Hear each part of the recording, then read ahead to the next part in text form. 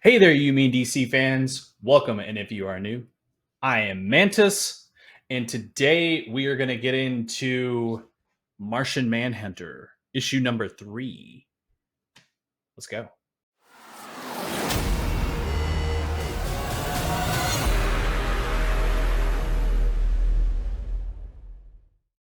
All right, guys, welcome back. We're going to get into issue number 3 here for Martian Manhunter, or Absolute Martian Manhunter, I should say. And this issue kicks off with a pretty jarring scene. A homeless man named Big Al set ablaze uh, by somebody. Just he was chilling, taking a nap. Just decided to light him on fire.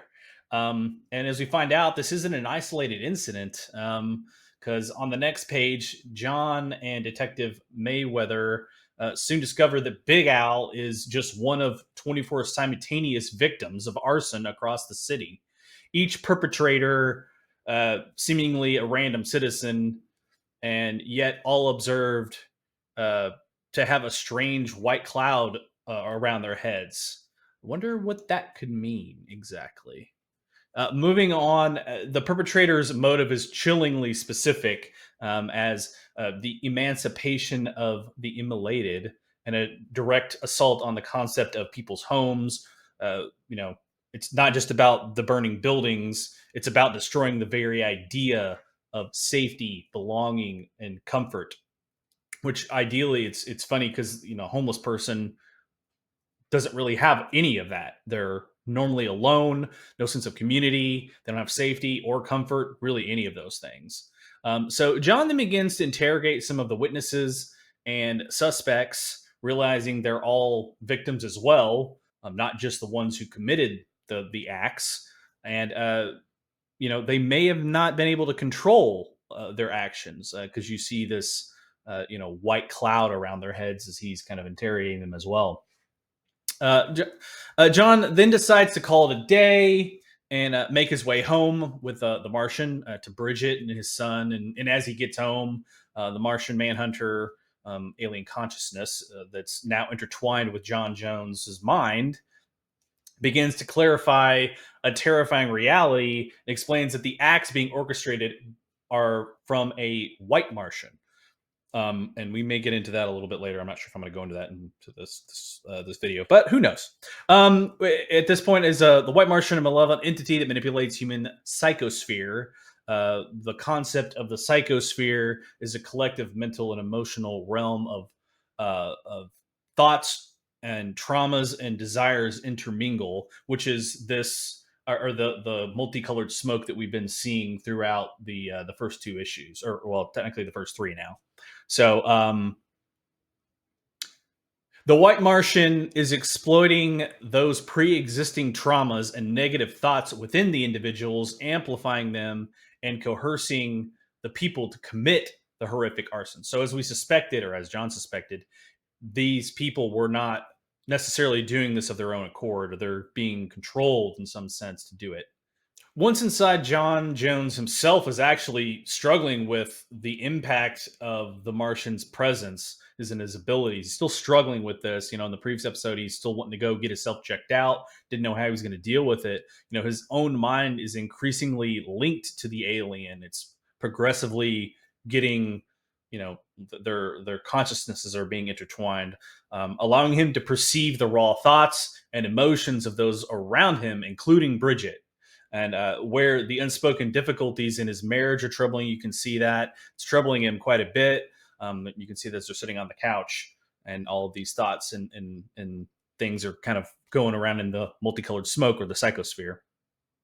John then walks up to his son Tyler's room, where he gets a call, and the Martian then, of course, tells him, you better take that.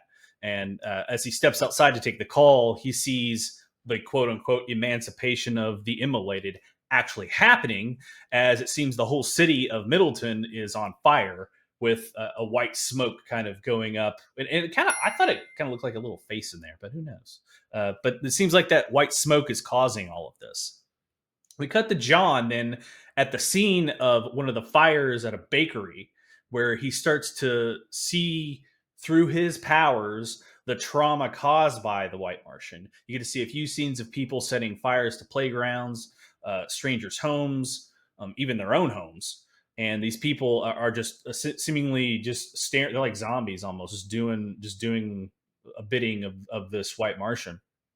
And then John is trying to figure out, how can he stop random people from committing random fires? And the Martian explains that it's not random; it's only misunderstood. That's when the Martian says, like, you need to you need to focus, look inside, and John uses his vision powers to see what's actually going to happen and gets on his phone to the Middleton PD. And he's like, you guys got to get down to the Sunnyside Hotel, which is a homeless shelter that is going to become the next target. So John and the Martian race to the scene, or essentially, I think they teleported. There's a little panel there where he talks about the Martian has ways to get from A to B, and other ways to get from A to B. And you can see the psychosphere being used here to terrify the people inside. And John crashes through the glass and confronts those direct manifestations of the White Martian's influence, the colored smoke that is taking on the forms of past traumas and abusers, actively harassing the residents, saving those as he can. And the Martian's abilities allow John to navigate the burning building unscathed, which I do want to point out here. This is a really interesting fact, or part that I thought was funny. John nor the Martians seem to be they seem to be unfazed by fire. Which, if you're familiar with Martian Manhunter, his weakness is fire, which kind of going into that to prevent burning Martians, which was the original Martian race, from destroying all life. The Guardians in the universe kind of intervened and genetically altered the Martians, dividing them into green and white Martians, and instilled in both of their race or sides, their race sides, instilled a physical and psychic weakness to fire. This fear and vulnerability was designed to prevent them from, ever accessing their full destructive potential as burning Martians, so they couldn't revert back. The exposure to fire likely caused them to lose their powers and become vulnerable.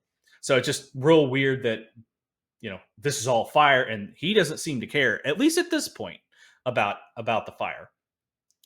So going back, as he's going through the Sunnyside Hotel there, an emissary of the White Martian appears as a woman, and she's in white flames. Looks really cool.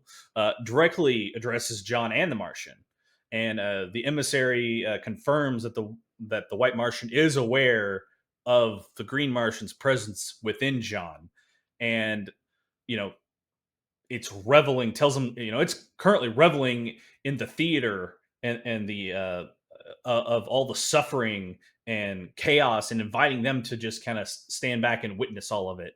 Um, and then you see Detective Mayweather is outside yelling, trying to find John, as someone on fire just crashes through the glass again, running by John, and crashes through onto the pavement outside. Everyone looks in horror, as just burning alive on fire there, as the White Martian emissary delivers a core message. It's not about fire, it's about the smoke. So that's the end of issue number 3.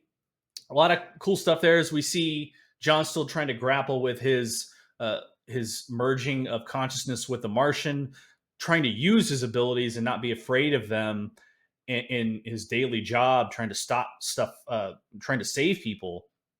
But we also get introduced here to one of the brand new villains, possibly, that John's going to have to take on. So that's that. The end of the issue number 3, Absolute Martian Manhunter. Make sure you guys like and subscribe to the video. I know it's tough. I'm really happy if you guys stayed through the whole issue here with me. Cowl is going to do a couple of issues as well of the other Absolute Universe, and I'm going to do, I think, Flash and Batman. So be on the lookout for those in the future. Other than that, guys, I do appreciate you staying and watching our channel, and keep tuned for all those new videos coming out. And until next time, later.